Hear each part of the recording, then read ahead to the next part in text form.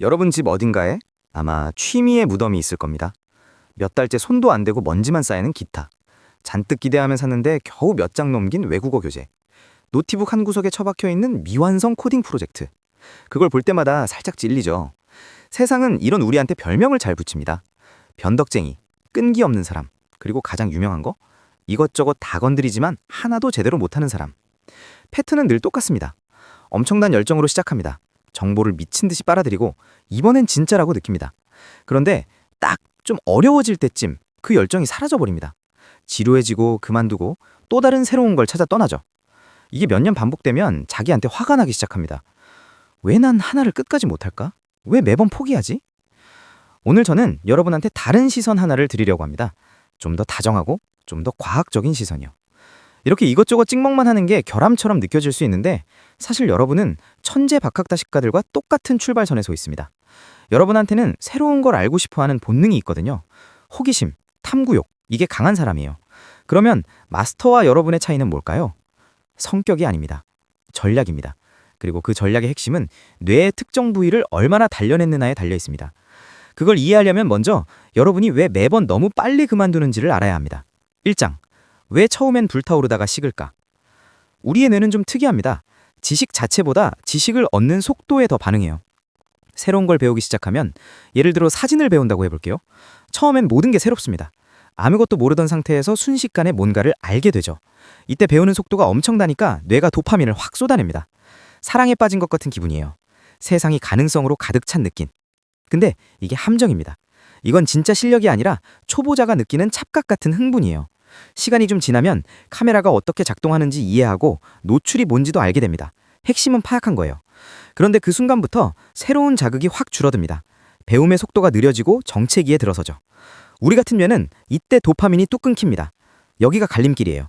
끝까지 가는 사람은 이 정체기 안에서 더 깊은 패턴을 찾으며 버팁니다. 하지만 찍먹러는 여기서 멈추죠. 우리는 이걸 보통 게으름이라고 부르는데 진짜 게으름은 아예 움직이지 않는 것입니다. 여러분은 움직이지 않는 게 아니에요. 연료 없이 움직이기를 거부하는 것뿐입니다. 뇌가 이렇게 계산하는 거예요. 남은 20%를 배우는데 드는 에너지가 보상보다 크다. 그래서 멈추는 거죠. 제2장 솔직한 질문 하나. 근데 여기서 한번 솔직해져야 합니다. 정말 다 배워서 그만두는 건가요? 아니면 어려워지니까 그만두는 건가요? 대부분의 경우 우리는 첫 번째 진짜 벽을 만났을 때 도망칩니다. 자존심이 상하거든요. 나는 이것도 못하는 사람인가 봐. 그건 판단이 아니라 두려움입니다. 그리고 그 두려움에 매번 지는 이유가 있어요. 뇌 안에 특정 근육이 약하기 때문입니다. 우리는 의지력이니 근성이니 하는 말을 마치 타고난 성격인 것처럼 씁니다. 있거나 없거나. 근데 뇌과학을 보면 끈기는 물리적인 겁니다. 뇌에 실제로 존재하는 영역이에요. 이름은 AMCC, 전방중간대상피질이라고 하는데 이름은 중요하지 않습니다. 그냥 머릿속에 있는 근육이라고 생각하세요. 이 근육의 특이한 점은 좋아하는 일을 할 때는 작동하지 않는다는 겁니다. 재밌는 일? AMCC는 자고 있어요. 하기 싫은데 그냥 하는 일? 그때 AMCC가 켜집니다. 그리고 진짜 근육처럼 쓰면 커지고 안 쓰면 줄어듭니다. 생각해보세요. 지루할 때마다 그만뒀고 짜증날 때마다 포기했으면 이 근육은 생수병도 못 들 만큼 약해져 있는 거예요. 그래서 지금은 아주 작은 불편함, 책의 어려운 챕터 하나, 코드 한 줄의 에러, 그것만으로도 내가 바로 그만둬 라고 외치는 겁니다. 운동 한번 안 해본 사람한테 마라톤 뛰라고 하면 어떻게 되겠어요? 당연히 쓰러지죠. 이건 의지가 약한 게 아닙니다. 근육이 위축된 겁니다. 제3장 이 근육 키우는 법 15% 규칙. 좋은 소식이 있습니다. 이 근육은 몇 살이든 키울 수 있습니다. 실제로 슈퍼 에이저라고 불리는 사람들이 있어요. 나이가 많은데도 인지 기능이 젊은 사람만큼 뛰어난 분들이죠. 연구해보니까 이분들의 AMCC가 젊은 사람만큼 두꺼웠습니다. 평생 어려운 일을 피하지 않고 해왔기 때문이에요. 반대로 말하면 아무리 젊어도 이 근육을 안 쓰면 70대보다 의지력이 약할 수 있다는 뜻입니다. 자, 그러면 어떻게 키울까요?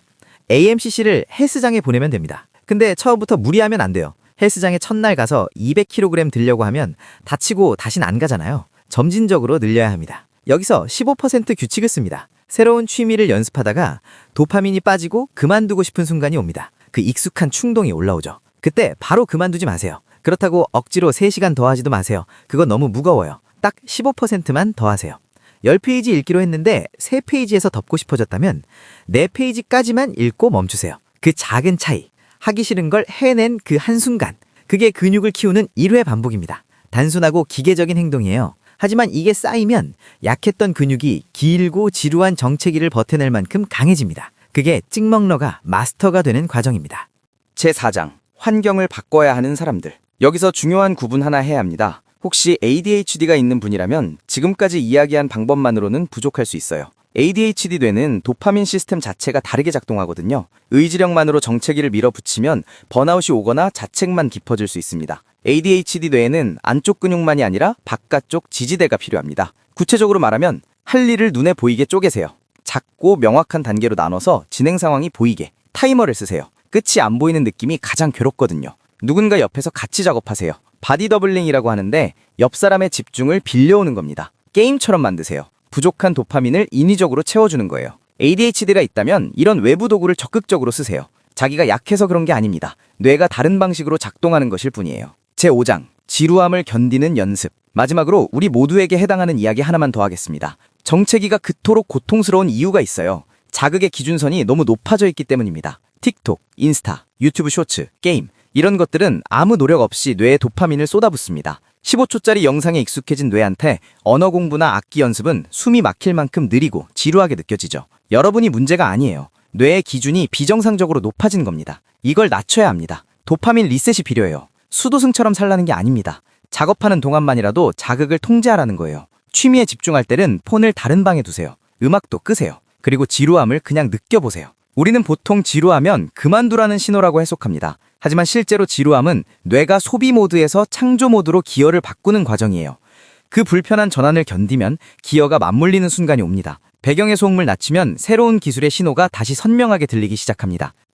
결론, 6개월 챌린지. 자, 이제 제안 하나 하겠습니다. 관심사 딱 하나만 고르세요. 하나요. 직업이 아니어도 됩니다. 뭐든 괜찮아요. 그리고 6개월만 겪어보세요. 세계적 전문가가 될 필요 없습니다.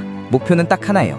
정체기를 직접 겪어보는 것. 도파민이 빠지는 순간을 느끼고 AMCC가 약한 걸 체감하고 그런데도 15% 규칙으로 한 발짝 더 나가보는 것.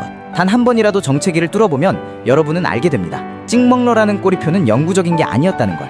여러분은 지금 수련 중인 박학다식가입니다. 근육이 준비되면 다음 관심사로 넘어가도 됩니다. 그때는 찍먹이 아니라 깊이 있는 확장이 될 테니까요. 자, 여러분의 한 가지를 고르세요. 그리고 그 무게를 들어올리세요.